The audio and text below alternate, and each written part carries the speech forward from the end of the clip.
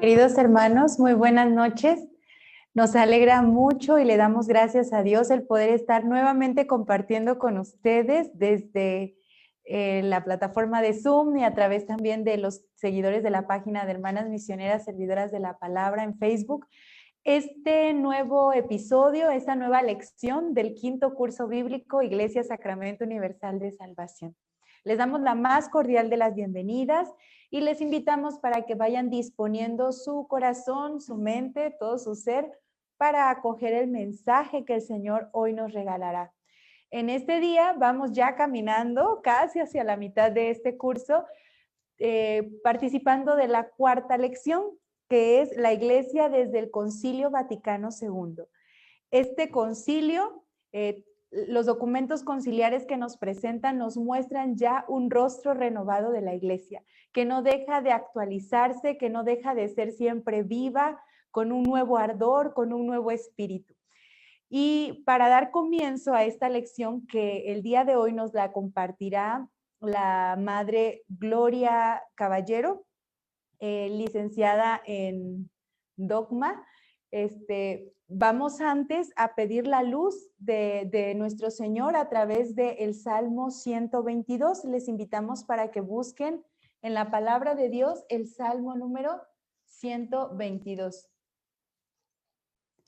Y con este salmo alabamos a nuestro Dios y al mismo tiempo que nuestro corazón se goza y se deleita en Él, pedimos que nos conceda la luz de su Santo Espíritu para poder comprender estas riquezas que no solo están contenidas en las escrituras sobre nuestra iglesia, sino también en el magisterio y en la tradición, y así poder acrecentar nuestra fe y proyectarla al mundo.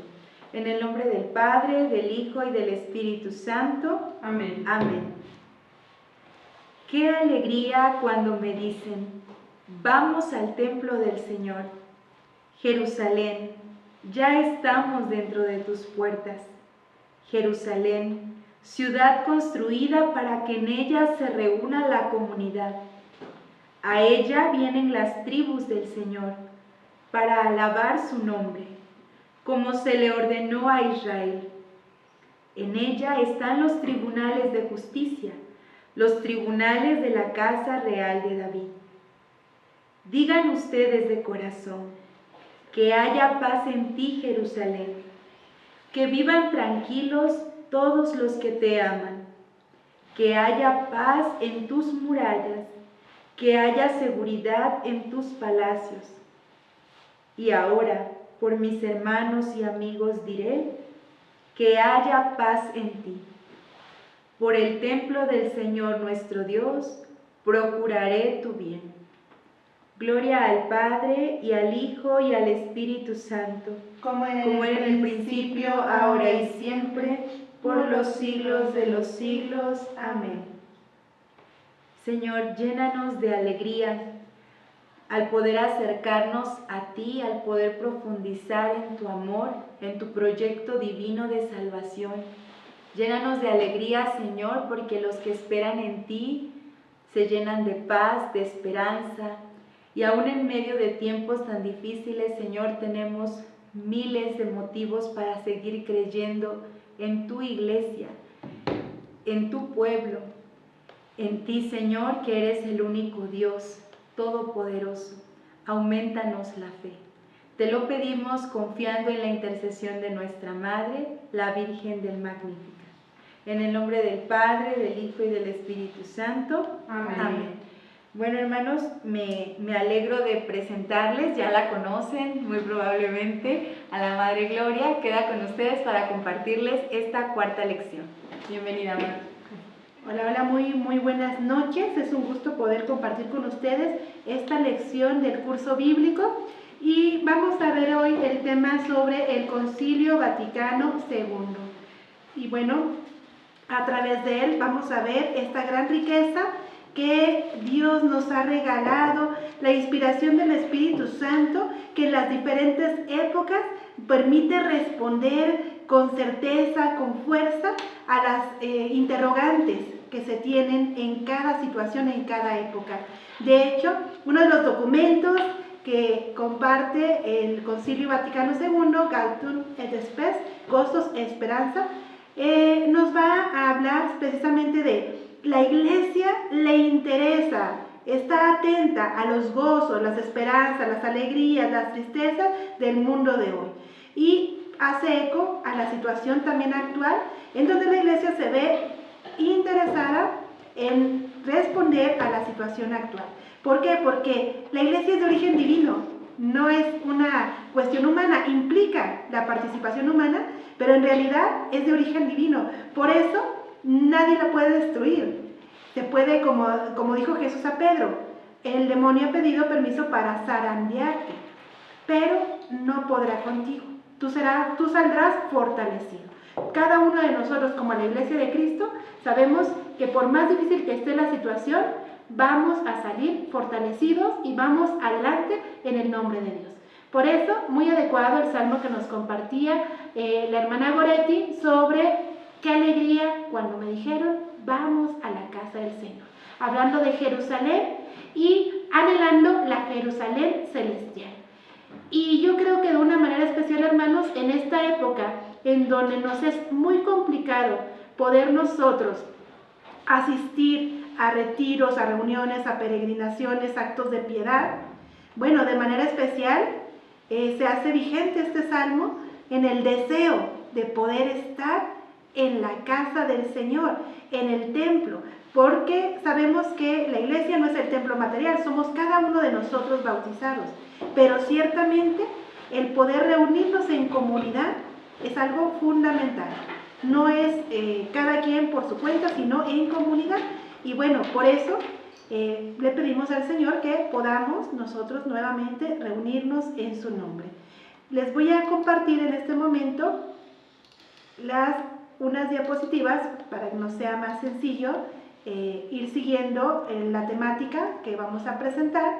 Muy hermosa, muy limitada, porque obviamente Concilio Vaticano II no podríamos terminar de hablar de él, porque cada una de sus constituciones, cada uno de sus documentos, cada uno de los elementos que conforman estas declaraciones, etcétera, pues vamos a tener una gran riqueza.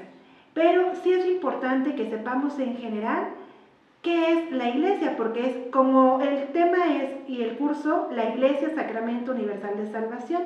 Entonces, el tema que vamos a ver dentro de Concilio Vaticano II es precisamente la Iglesia. ¿Qué es la Iglesia? ¿Cuál es el sentido de la Iglesia? De hecho, Vaticano II va a ser un alto en el camino, un alto que todos necesitamos en algún momento de nuestra vida para decir dónde estoy y hacia dónde voy. ¿Qué es lo que Dios quiere de mí? Entonces, es una reflexión en donde se pone en primer lugar a Dios, obviamente, Dios es el motor de todo, y Él que ha fundado, que ha querido y ha hecho realidad la Iglesia, ¿qué es lo que quiere de nosotros, Iglesia de Cristo? Entonces, cuando el Papa Juan XXIII, inspirado por el Espíritu Santo, habla de convocar, primero pues era algo no esperado, ni por la persona de Juan XXIII ni por la situación. Sin embargo, habla de estos nuevos aires para la Iglesia, porque precisamente él en su discurso introductorio va a hacer estos comentarios, va a compartir esto. Iluminada la Iglesia por la luz de este concilio, crecerá en espirituales riquezas. O sea, ¿para qué nos convocamos? Para crecer en espirituales riquezas y sacar de ellas fuerza para nuevas energías, para tener una mirada intrépida hacia el futuro. Es decir, tenemos que tener esta reflexión sobre lo que acontece a nuestro alrededor para poder dar una respuesta.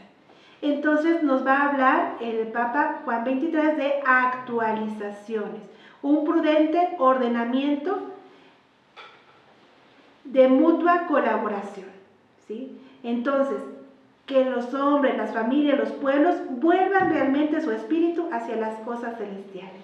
A fin de cuentas, ese es el objetivo de la Iglesia, ser ese medio en el que Dios prodiga sus bendiciones para que los hombres se salven. instrumento de salvación. Ese es el objetivo. Y muy importante, curiosamente en este discurso de inaugural nos va a hablar de no ser profetas de calamidades. Lo va a decir así el Papa, porque dice, en la época actual, muchos dicen, eso está perdido, no hay nada por hacer, a la iglesia se le ataca, no hay respeto por lo divino, hay una modernidad que pretende tener todas las respuestas y que ya no toma en cuenta a Dios. Y entonces dice, hay muchas quejas, todo el mundo se queja y piensa que ya es el fin de los tiempos. Y él dice, no. Y de verdad, cada época podemos decir, no, es que ahorita ya está terrible, nunca se había visto esto. Y en cada época volver a decir lo mismo. Sin embargo, en toda época, la iglesia, precisamente porque Dios la ha fundado y la mantiene, tiene algo que decir a la sociedad y tiene una respuesta que dar. Porque el mensaje de Jesucristo es siempre actual. Entonces, por eso va a decir el Papa, no ser profetas de calamidades. Por eso dice, nos parece justo disentir de tales profetas de calamidades, avesados a anunciar siempre infaustos acontecimientos, como si el fin de los tiempos estuviese inminente. ¿Qué va a decir? ¿Cuál va a ser entonces la lectura esperanzadora que hace el Papa Juan XXIII? Dice, en el presente momento histórico, la providencia nos está llevando a un nuevo orden de relaciones que por obra de los hombres, pero más aún por encima de sus mismas intenciones. Puede haber malas intenciones de los hombres que están cambiando, transformando el mundo, pero por encima de estas, dice el Papa, se encaminan al cumplimiento de planes superiores e inesperados. Pues todo, aún las humanas adversidades, la providencia divina, lo dispone para mayor bien de la iglesia. Es decir, aún los que hacen el mal con toda la intención se ven derrotados en sus proyectos porque Dios es más grande, porque Dios es poderoso, porque Él de los males saca bienes, porque todo el que confía en Él no es defraudado y porque aún el mismo dolor humano provocado por mil cosas humanas, pues también Dios tiene una respuesta para eso, porque Él mismo padeció por nosotros. Es muy importante este llamado que hace al inicio del Concilio Vaticano II y como vemos también muy actual. ¿Qué es lo que nos invita entonces? Caminar hacia la perfección evangélica. Caminar hacia la perfección evangélica. Caminar con todas nuestras energías, ser creativos. No olvidar que una arma poderosa que tenemos, una de las armas poderosas que tenemos como católicos, como cristianos, es la caridad. Me preocupo por los demás. Si el otro me es indiferente, entonces nos vamos a morir todos y no va a haber remedio, porque nadie ayuda a nadie. Pero la caridad cristiana me hace ser solidario, me hace ayudar, me hace ir más allá. ¿Sí? Y no se diga toda la liturgia, especialmente la Eucaristía, la intercesión de los santos, el Santo Rosario, las diferentes obras de piedad y de caridad, las obras de misericordia, etc. Entonces, caminemos con fuerza, con valor. Y una palabra clave que nos va a hablar Juan 23 es el ayornamiento. ¿Qué es esto? Pues precisamente es un ponerse al día, un actualizarse. Se trata de dar un paso adelante hacia una penetración doctrinal y una formación de las conciencias que esté en correspondencia con la auténtica doctrina y que esté también, que sea entendible para el pensamiento moderno. Es decir, profundizar de tal manera la revelación que podamos transmitirla en un lenguaje actual sin tergiversarla, sin cambiarla, de una manera fidedigna, pero también entendible y accesible al hombre de hoy. Por eso dirá que la iglesia no ofrece riquezas caducas, no son riquezas caducas, no les promete una felicidad terrenal, sino que se trata de ir y hacernos partícipes de la gracia divina. Esa gracia divina que hace recuperar a los hombres su dignidad y vivir conforme a ella en esta tierra y proyectarse a la eternidad. Entonces, esa es la invitación. Bueno, ¿y qué nos va a decir propiamente uno de los documentos, Lumen Gentium. En Lumen Gentium vamos, luz de las naciones, luz de las gentes, luz de los pueblos, vamos a ver qué es la iglesia. No podemos decir descripción así tan estrictamente. Sí nos habla de qué es la iglesia, pero la verdad es que es un misterio. Y vamos a intentar un poquito acercarnos a él, pero no podemos delimitarla como tal porque el proyecto de Dios es inmenso, es eterno. Entonces, ¿cómo lo va a hacer? No lo sabemos, porque Él siempre va más allá. Entonces, ¿qué nos va a decir de la iglesia, la Lumen Gentium, en el número 2? Bueno, precisamente que esta Santa Iglesia fue prefigurada desde el origen del mundo. Dios en su misterio trinitario, uno y trino, es comunidad.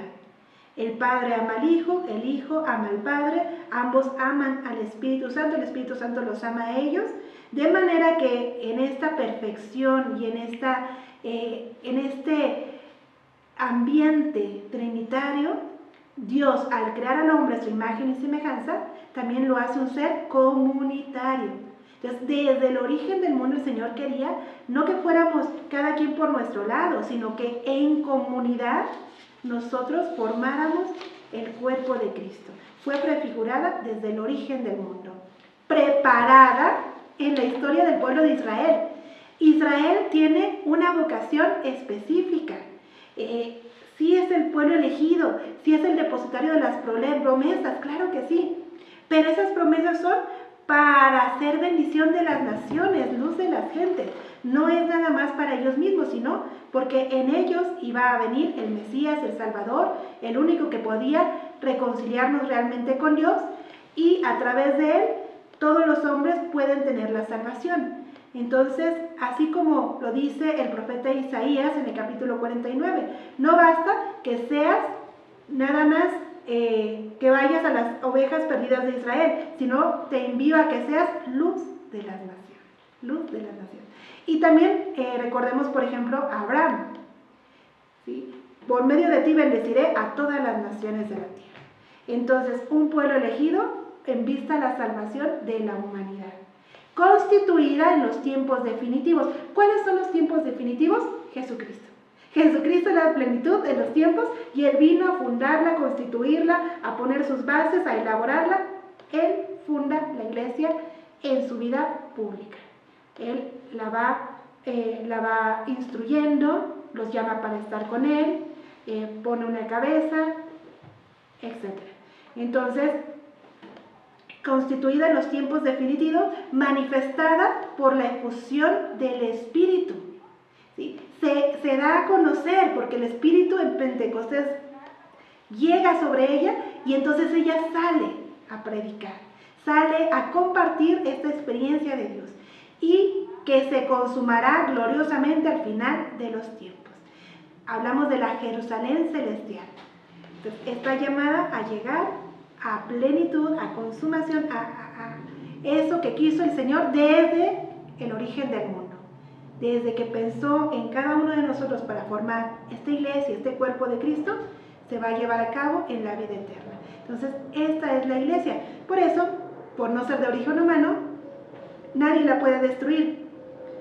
Así fuera reducida a un puñado de personas, sigue siendo la iglesia de Cristo, porque Él la sostiene y Él la lleva adelante. Y los planes de Dios son magníficos. Y pareciera que cuanto más es atacada, más crece, más se alimenta, más se fortifica.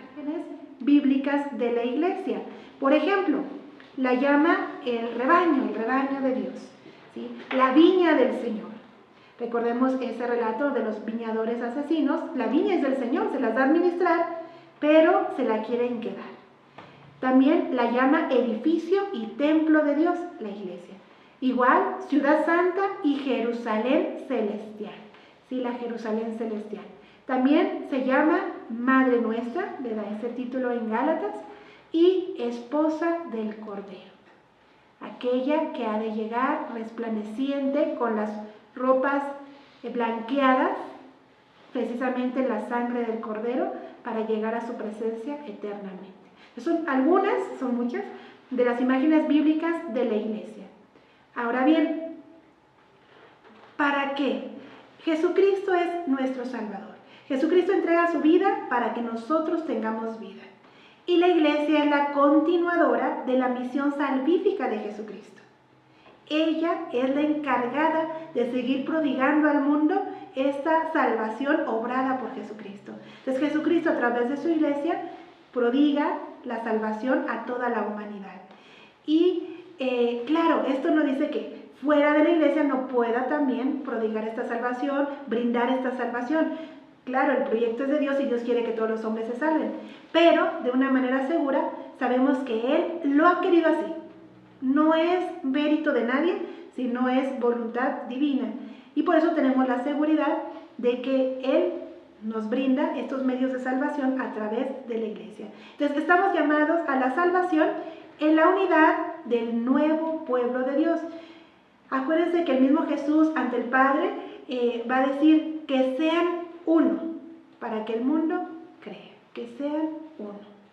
Entonces, el deseo de unidad, un solo rebaño, un solo pastor, es expresado por el mismo Jesucristo. Entonces, Él quiere esta unidad del nuevo pueblo de Dios, aquel pueblo que ha sido adquirido con su propia sangre, aquel heredero de la antigua alianza y que ahora con su sangre sella la nueva alianza, con un nuevo culto al que llamamos Eucaristía, en el cual el Antiguo Testamento adquiere un sentido nuevo, un sentido cristológico. Entonces, todos los hombres, todos sin excepción, están llamados a formar este pueblo. Y participa a todos los bienes de su ejercicio sacramental. Es decir, la iglesia que ora, que ofrece, que está continuamente en estos ejercicios de piedad, de ofrecimiento, inclusive de lo cotidiano. No crean que nada más es cuando hacemos alguna oración específica. El ofrecimiento de mi vida, de mi día, de mi trabajo, de lo que yo hago cada día, inclusive de quizás mi tristeza, mi dolor, esa ofrenda participa de estos bienes de la iglesia. Entonces, y de manera magnánima, pues los sacramentos y obviamente la Eucaristía, que continuamente se ofrece en todo el mundo por la salvación de todos. Entonces, vínculos estrechos unen a la iglesia a todos los bautizados. Esto es importante porque el Concilio Vaticano II va a aclarar algo que ya se sabía, o sea, pero que puede haber grupos que digan, no, solo la iglesia, no, tienen que estar en la iglesia porque si no, no se van a salvar. Y no, Dios es Dios y Él salva a los que quiere y más bien nos quiere salvar a todos. Más bien el hombre puede aceptarlo o rechazarlo. Pero en cuanto a los medios de salvación, Dios no escatima para nadie, ninguno de sus hijos, estos medios de salvación. Por eso, la Lumen Gentium va a especificar que hay vínculos estrechos de todos los bautizados, aunque no profesen íntegramente la fe. ¿Sí? Por ejemplo, nuestros hermanos ortodoxos, los anglicanos, los hermanos protestantes, bueno, se bautizan en el nombre del Padre, del Hijo y del Espíritu Santo, tienen esa reverencia por ejemplo, por la Sagrada Escritura, comparten algunos sacramentos como el bautismo. En el caso de los ortodoxos, pues tienen todos los sacramentos, nada más no aceptan la autoridad del Papa. Y bueno, la cuestión es que hay vínculos. En lugar de ver lo que nos separa, veamos lo que nos une, porque todo esto Dios quiere que sea un solo rebaño y un solo pastor. Entonces, ¿qué hay que hacer? Orar, esperar y trabajar. Orar, esperar y trabajar por la unidad. Eso es lo que nos invita. Además, quienes no han recibido el Evangelio, no lo han aceptado, también hay vínculos con Él, porque el pueblo que Dios escogió desde antiguo, Dios es fiel a su promesa. No reconocieron al Mesías, sin embargo, Dios también quiere que todos se salven. Entonces también nos une, porque la raíz del cristianismo está ahí, en el Antiguo Testamento. También habla el Concilio Vaticano II en esta Constitución sobre aquellos que reconocen al Creador, como los musulmanes, que ellos confiesan adherirse a la fe de Abraham, ¿sí?, como cimiento. Entonces también son monoteístas, creen en un Dios único. que juzgará a los hombres el día último. Entonces hay vínculos, hay elementos que nos unen y que tenemos que estar en constante diálogo. Claro, hay otras religiones, etcétera, inclusive, bueno, también hay sectas. Por todos hay que orar para que el Señor nos permita conocer la verdad plena, porque estos son caminos, a fin de cuentas. Todo aquel que busca a Dios, aunque sea de una manera muy sencilla y a lo mejor sin muchos elementos, el Dios de la vida, pues también le sale al encuentro. Entonces, pues orar unos por otros y no olvidar esta labor tan importante de la iglesia, que es la evangelización. Todo hombre tiene derecho a conocer a Jesucristo. Cada quien elige si sí o no lo quiere recibir, pero tienen derecho a saber que existe y que dio la vida por nosotros y que es el camino y que es la verdad y la vida. Entonces, por eso es tan importante la evangelización, que llega a todos este anuncio, porque es un bien supremo. Llevar a Cristo, llevar el Evangelio, es el bien supremo. Entonces, por eso también va a decir, quienes ignorando sin culpa el Evangelio de Cristo, pero tienen un corazón sincero, se esfuerzan en cumplir con obras esa buena voluntad, entonces, bueno, también pueden seguir el juicio de su conciencia y entonces conseguir la salvación. ¿Por qué? Porque Dios no va a reclamar a alguien que no conozca el Evangelio si nunca nadie le habló de él. No es así. Y bueno, por eso nos va a decir que no niega la divina providencia los auxilios necesarios para la salvación a todos los que no han llegado todavía a un conocimiento de Dios, pero se esfuerzan por llevar una vida recta. Porque todo lo que hay de bueno, noble, verdadero en las personas, los pueblos, las religiones, todas estas intuiciones religiosas, bueno, es una preparación para la gran revelación que es el Evangelio de Jesucristo. Entonces, otro de los puntos que nos va a hablar va a ser sobre la jerarquía eclesiástica. Esta jerarquía eclesiástica va a explicar cómo Cristo puso al frente pues a los apóstoles, y dentro de los apóstoles elige a Pedro para ser fundamento perpetuo hasta el fin del mundo y visible de la unidad.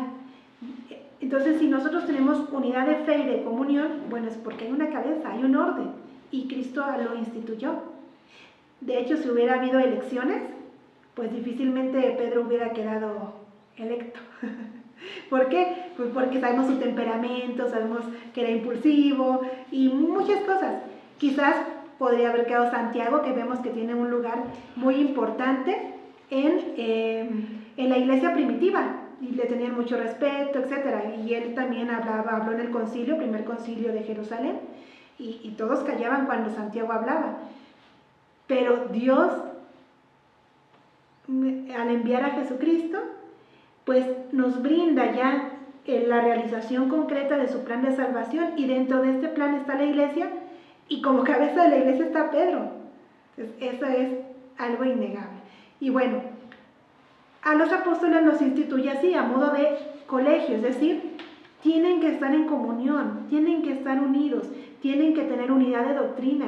No puede cada quien enseñar lo que quiera, no. Entonces todos los instruye juntos, convive con ellos, se aparta con ellos para enseñarles, y ese grupo estable donde pone a Pedro como cabeza, bueno, tiene que durar hasta el fin del mundo. Lo que dure la iglesia tiene que haber esta jerarquía. Por lo tanto, es muy obvio que tenía que haber sucesores de los apóstoles, porque se tiene que propagar hasta el fin del mundo el Evangelio.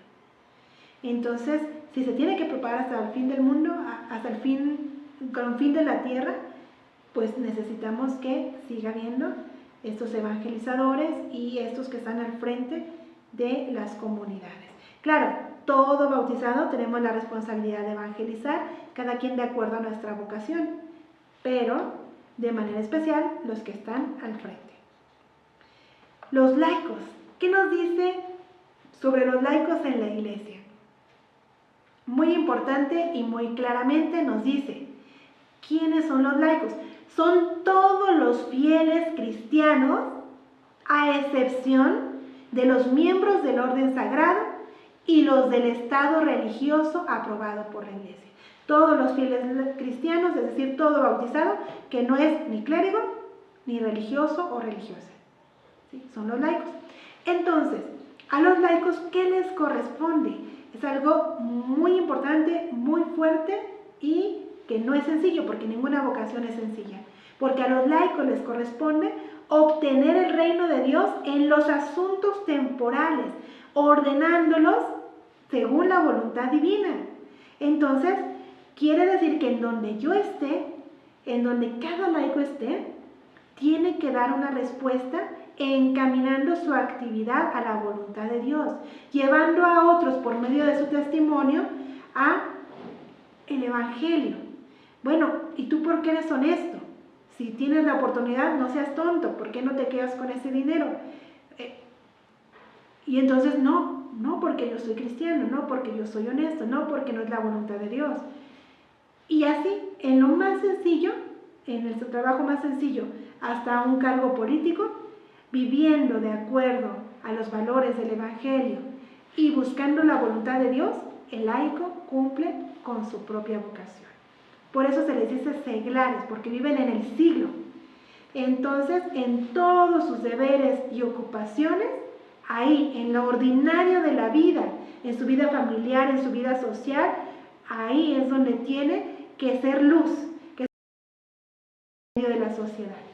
Entonces, de manera singular, va a decir el concilio, les corresponde iluminar y ordenar las realidades temporales, de tal modo que se realicen y progresen conforme a Cristo. ¿Sí? Entonces, la vocación es muy importante porque es desde adentro, ser fermento. No veo la masa desde afuera y la quiero moldear, no, estoy desde adentro y desde ahí, muchas veces inclusive sin que sea muy notorio lo que se hace, pero va dando resultado, va cambiando lo que está a su alrededor. Ahora bien, los religiosos. Bueno, sobre los religiosos, pues es aquel cristiano que mediante los votos o algún otro vínculo sagrado, se obliga a la práctica de los consejos evangélicos, es decir, pobreza, castidad y obediencia. Entonces, hace un voto de vivir en pobreza, castidad y obediencia. De esa manera, hace una total consagración de sí mismo a Dios. Entonces, quiero entregarme a Dios en esta forma de vida con un carisma específico, porque hay mucha riqueza en nuestra iglesia, muchas comunidades religiosas, muchos carismas que el mismo Espíritu va inspirando para responder a las necesidades de cada tiempo. Cada carisma lo mueve el Espíritu y podemos decir que lo que inicia ese movimiento, esa comunidad, va a ser el amor. Al ver la necesidad de los esclavos, por ejemplo, bueno, entonces hay una comunidad que los atiende, que trata de rescatarlos. Al ver la necesidad de los enfermos, hay comunidades entonces que van por los pobres, por los que están enfermos, no tienen cómo tener un servicio médico. Y así cada necesidad va suscitando también una respuesta del Espíritu. En el caso de nosotros, servidores de la palabra, ¿cuál es la necesidad?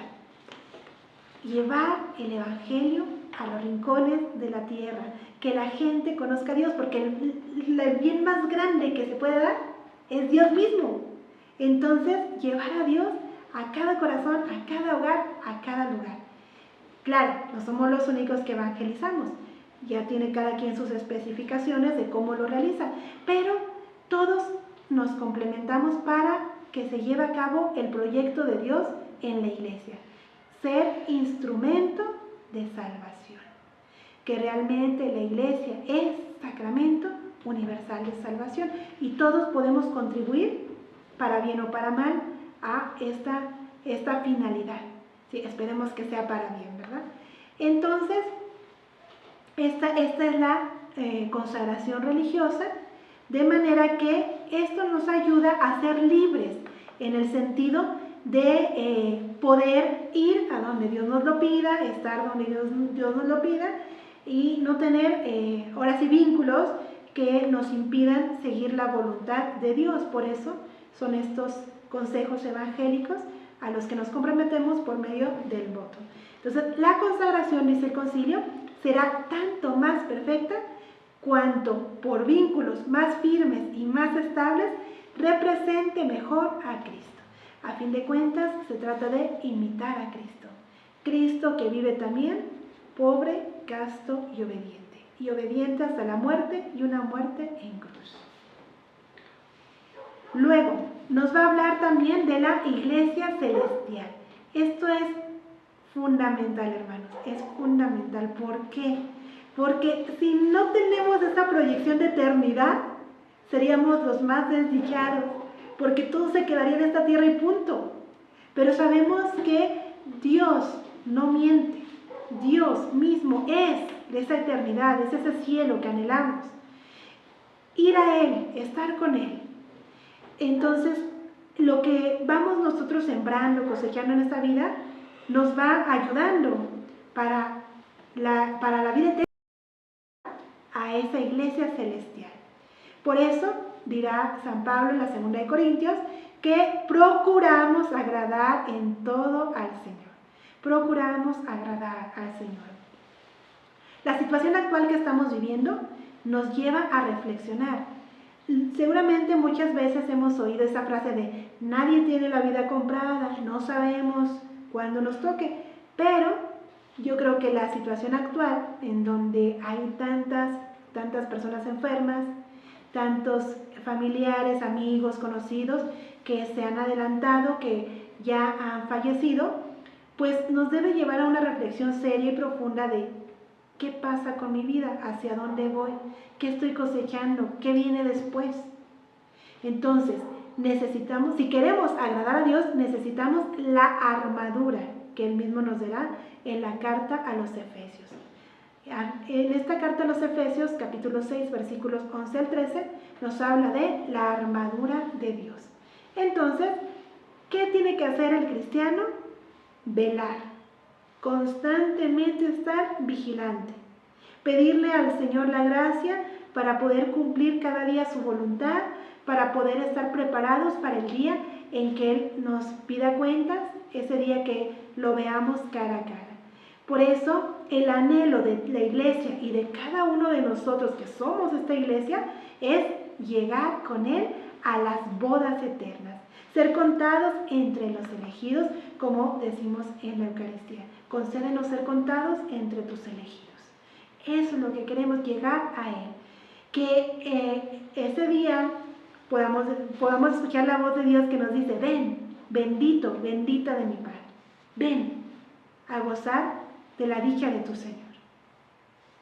Entonces, siempre tenemos que tener esta proyección de eternidad, ¿sí?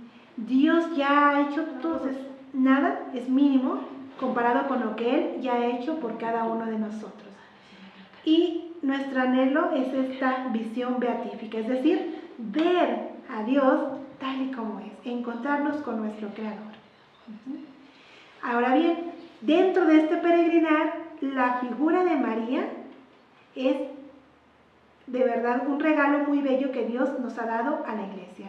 Por eso María también es llamada Madre de la Iglesia. Y va a decir así el concilio, que María, hija de Adán, al aceptar el mensaje divino, se convirtió en Madre de Jesús. Lo sabemos, y Jesús es Dios. Y ella lo cuidó, y ella lo aceptó, y ella lo vio crecer, y ella lo amó y se dedicó totalmente al cuidado de este milagro, de este Mesías. Fue conociéndolo, fue descubriendo, algo sabía por lo que el ángel le había compartido, pero realmente fue un descubrimiento, el poder ver a Jesús tan indefenso, tan pequeño, alimentarlo, enseñarle a hablar. Y bueno, ahí está María entregándose totalmente a la voluntad de Dios y cumpliendo con amor esta misión que Dios le ha dado. Entonces se consagra totalmente así a la obra de su Hijo.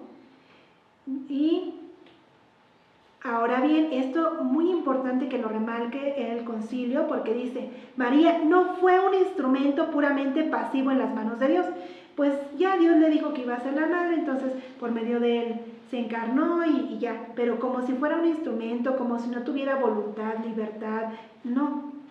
María cooperó a la salvación de los hombres con fe y obediencia libres. María conscientemente coopera en la salvación de los hombres, porque todos estamos llamados a cooperar en esta salvación, a contribuir con nuestros dones, con nuestros talentos. Pueden parecer pocos o muchos, pero todos estamos llamados y tenemos aquello necesario para alcanzar la salvación y cumplir la voluntad de Dios y poder ser un medio también por el cual otros conozcan a Dios. Entonces, María no es la excepción, al contrario, de manera extraordinaria coopera en la salvación de los hombres. Por este motivo, la Santísima Virgen es invocada en la Iglesia con los títulos de abogada, auxiliadora, socorro, mediadora, etcétera, ¿no?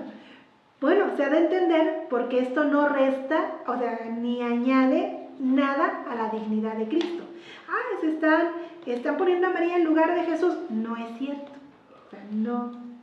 Una cosa es que contribuya y que ore y que oremos con María, y otra cosa es que se esté dejando a un lado a Cristo, ¿no? Sabemos que todo el plan de salvación, el cumplimiento como tal, es a través de Cristo y Él es el único mediador, y sabemos muy bien que por medio de Cristo obtenemos la salvación. Pero María nos lleva a Jesús. Todo en María nos lleva a Jesús. Por eso, bueno, María, ayúdame a rezar, vamos a rezar para que tu Hijo nos obtenga este favor, para que tu Hijo nos realice esta obra que le estamos pidiendo, para que tenga compasión. Entonces, María reza con nosotros. Además, el mismo Cristo nos la dio. Esta es tu madre. He ahí tu hijo, he ahí tu madre. A lo mejor algún discípulo dirá, no, yo no la quiero. Bueno, pero es un regalo de Dios dado en la cruz para su iglesia. La iglesia no duda en confesar entonces esta función subordinada de María. Esto es algo muy claro, ya lo sabemos. ¿Sí? Sin embargo, la piedad a María es correcta, es adecuada, y precisamente por esta comunión de los santos, en donde estamos rezando continuamente unos por otros. Ahora bien, algunos puntos importantes a resaltar respecto a la Iglesia que nos presenta el Concilio Vaticano II, que realmente es una síntesis de la síntesis de la síntesis, porque es muchísimo lo que nos va a presentar el concilio. Pero bueno, algunos puntos a resaltar es que presenta una iglesia que dialoga. Es una iglesia que dialoga. Es decir, una iglesia que se da cuenta de la realidad en que vive, los logros, los fracasos, las tristezas, las alegrías, los gozos, las esperanzas, para leer en ellos los signos de los tiempos y buscar una respuesta inspirada. Es una iglesia que dialoga, que orienta, que no condena, que sí corrige, que sí ayuda, pero está siempre en ese constante diálogo. Una iglesia que escucha. Qué importante es la escucha, porque escuchar la palabra de Dios, escuchar los signos divinos, escuchar las necesidades de la gente. Entonces, esa escucha de la palabra de manera especial, tenemos una constitución que es Dei Verbum, que nos va a hablar precisamente de esta palabra de Dios hecha carne y de también la palabra de Dios escrita que nos ha dejado como legado. Sabemos que Sagrada Escritura y tradición, pues está contenida ahí la revelación, y esta es interpretada adecuadamente por el magisterio. Entonces hay una escucha continua. Dios, ¿qué me quieres decir? Dios, en estos tiempos. No hay situación, por muy moderna que nosotras podamos encontrar, en donde no tengamos una respuesta que dar. Siempre hay una respuesta que dar, porque el Evangelio de Jesucristo es actual. El Evangelio de Jesucristo da respuesta y sentido a la vida. También es una iglesia que ora y celebra. Es una comunidad orante, y en la liturgia especialmente es donde Cristo asocia consigo a su amadísima esposa, la iglesia. De hecho, también tenemos esta constitución, Sacrosanctum Concilium, en donde encontramos pues esta invitación a participar realmente en los actos litúrgicos, de manera especial la Eucaristía. Que no seamos meros espectadores, sino que participemos con piedad, con devoción en este sacrificio. Hoy se hace muy difícil este tipo de decir, bueno, es que participa y todo. ¿Por qué? Porque muchas veces pues estamos a través de un teléfono, de un televisor, etc. Sin embargo, Dios y su gracia no tienen límites. Todo aquel que con piedad sigue, aunque sea en transmisión, la Santa Eucaristía, indudablemente recibe las bendiciones y las gracias que ésta confiere. Es que Dios nos dé la capacidad de valorar lo que Él nos permite. También es una iglesia que evangeliza. La iglesia peregrina, nosotros que estamos en esta vida, es por naturaleza misionero. Eso es desde su origen. ¿Por qué? Porque su fundador es misionero, es el misionero del Padre.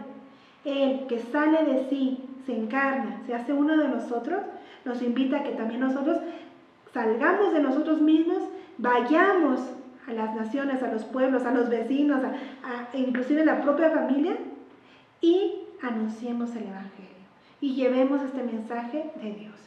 Esta es la iglesia. Y bueno, tendríamos muchísimo más que decir, pero con esto tenemos entonces una visión general de qué trata el Concilio Vaticano II en torno al tema de la iglesia. No es qué trata en general, qué dice sobre la iglesia. Bueno, aquí hay unas breves meditaciones sobre qué es la iglesia. De hecho, el último tema de este curso va a cerrar con broche de oro, pues lo que acabamos de compartir, porque ahí va a concluir y va a darse cuenta por qué la iglesia es sacramento universal de salvación y en qué sentido se dice. Entonces, vamos así poco a poco conformando y terminando nuestro curso bíblico. Bien, entonces, hermanos, bueno, con esto terminamos el tema de hoy. Espero haber sido clara. Si tienen alguna duda, pregunta, comentario, con todo gusto lo pueden hacer. Ya pueden escribir tanto en el Face como los que están aquí en nuestra sala de Zoom. Aquí para que vean a la hermana Goretti, que está aquí muy atenta. Gracias, Madre, por compartir esta lección, que sin duda alguna es muy extensa, ¿verdad? Porque estas constituciones dogmáticas abarcan muchísimo, pero ya a grandes rasgos usted nos hacía ver cómo Concilio Vaticano II nos presenta una iglesia renovada, nueva en su ardor, nueva en su método, ¿verdad? Y que abre las ventanas, decía el Papa, ¿verdad? Abre las ventanas al Espíritu. No sé si alguno de los participantes quisiera preguntar algo, a menos de manera personal. Yo recomiendo que desde su guía de Descubriendo las Riquezas, volumen 2, o quienes tengan la propuesta de Cristo, ustedes hagan un repaso y puedan leer los números específicos, porque pues igual no lo contiene todo, pero los números que propone, a menos la lección sobre Lumen Gentium, Gaudium et Spes, Sacrosanctum Concilium, para que puedan ir cada vez más comprendiendo, asimilando el contenido de esta lección. Sí, y además también las actas están ahí en Vaticano, en la página del Vaticano.vat, pueden encontrar todos estos documentos de manera gratuita, los pueden copiar, los pueden descargar.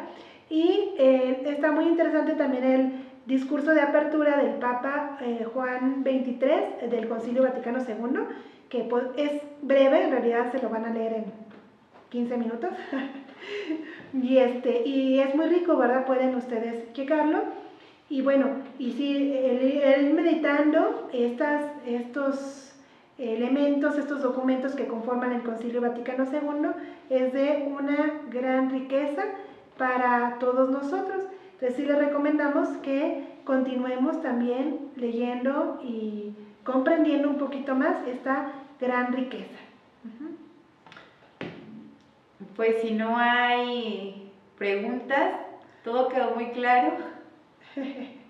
Bueno, y bueno, les recordamos a los que están ya inscritos por medio del WhatsApp, que ya están en alguno de los grupos de WhatsApp, ahí les vamos a seguir mandando sus tareas, material, y ahí mismo pues nos pueden regresar por este medio ya las tareas resueltas, de preferencia todas juntas, para que no se nos pierdan, nos mandan todas sus tareas ya juntas. Y bueno, cualquier otra cosa pues estamos a sus órdenes. Si alguien no se ha inscrito pero desea hacerlo, lo puede hacer también por medio del Messenger, ahí en la página de Hermanas Misioneras Servidoras de la Palabra, ¿vale? Pues bien, Madre Gloria, vamos finalizando con una oración, ¿le parece? Claro que sí. Nos ayuda a dirigirla para agradecer al Señor este día que llega a su fin, bueno, que hemos terminado esta jornada, y también agradecerle pues este momento de encuentro, no solo con la palabra, sino también con toda la riqueza tan vasta que nos ofrece nuestra Iglesia, a través de la tradición, a través del magisterio. Ok, perdón, nos dicen que hacen una pregunta por aquí antes de irnos, Madre, le quieren preguntar. Lorena y César. Bueno, vamos a terminar con la oración y ahorita... En lo que nos llega la pregunta. ¿Me gusta dirigirla? En nombre del Padre, el Hijo y el Espíritu Santo. Amén. Te damos gracias, Señor, por tu infinito amor, por haber proyectado desde la eternidad la fundación de la Iglesia y permitirnos ser parte de ella. Ayúdanos a ser miembros activos que lleven tu palabra en donde quiera que se encuentren, que no se desanimen y que sean capaces de ser creativos en su ambiente, en su realidad, para poder transmitir este mensaje salvador. Te lo pedimos por intercesión de María, Madre de la Iglesia. Dios te salve María, llena eres de gracia, el Señor es contigo. Bendita tú entre las mujeres, y bendito es el fruto de tu vientre, Jesús. Santa María, Madre de Dios, ruega por nosotros pecadores, ahora y en la hora de nuestra muerte. Amén. En el nombre del Padre, y del Hijo, y del Espíritu Santo. Amén. Pues muchas gracias, hermanos, Dios los bendiga. Estamos entonces en contacto, lo que se les ofrezca, estamos a sus órdenes. Muchas gracias.